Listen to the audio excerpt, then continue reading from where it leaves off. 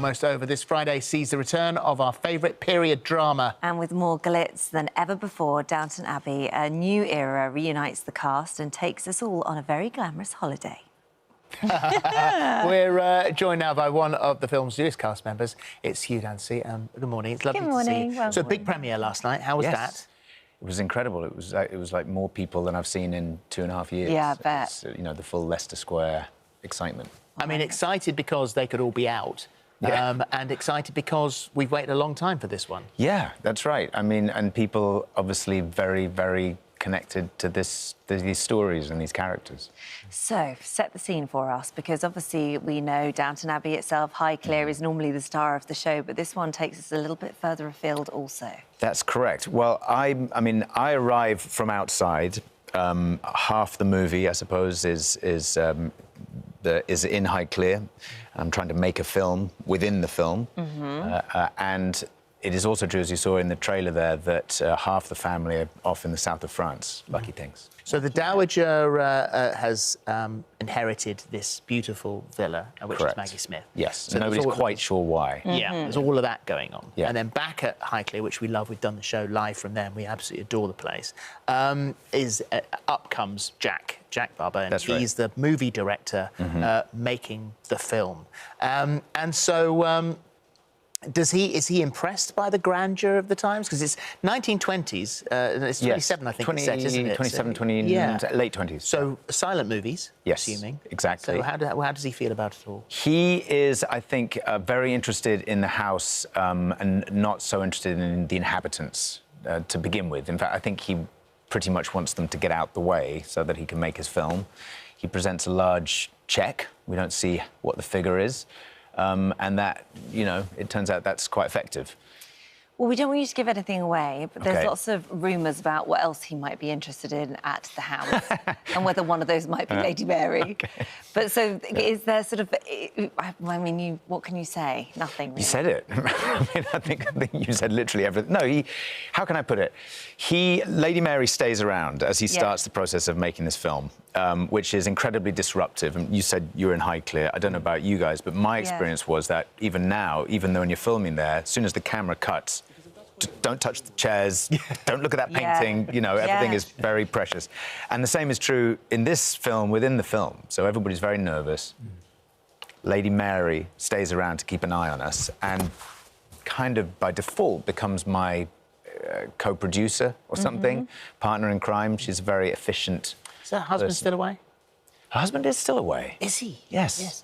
Yes. It helps when you're making a film. Yeah.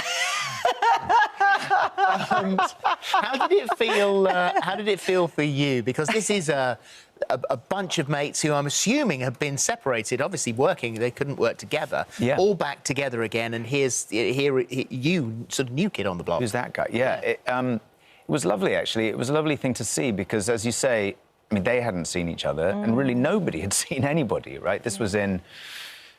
Around this time last year, a little earlier than this time last year, so it was still in lockdown, filming with all of that, all those protocols. And they are like a family, that's fair. And I thought that was very nice to see, but I didn't know how it would go for me, you know, and they were lovely. They welcomed me in and pulled up a chair and said, come on, come on, come on. So it's nice. They're a lovely bunch. They're so wonderful when they come in there.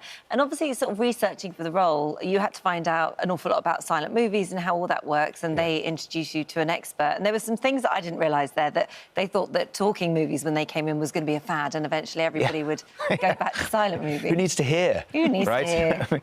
Yeah, they really did. I think because the movies were so popular in those days, excuse me, that, you know, people were going to the movies twice a week. It's where they got like all their entertainment's where they got their news, all the news reports.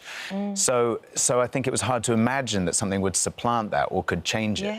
And then, of course, it did. And that's what happens in our movie. Halfway through, sound hits and we need to rethink. Changes everything. Yeah. You took your son, Cyrus, to one of the screenings. I did, yeah. And so what was his reaction?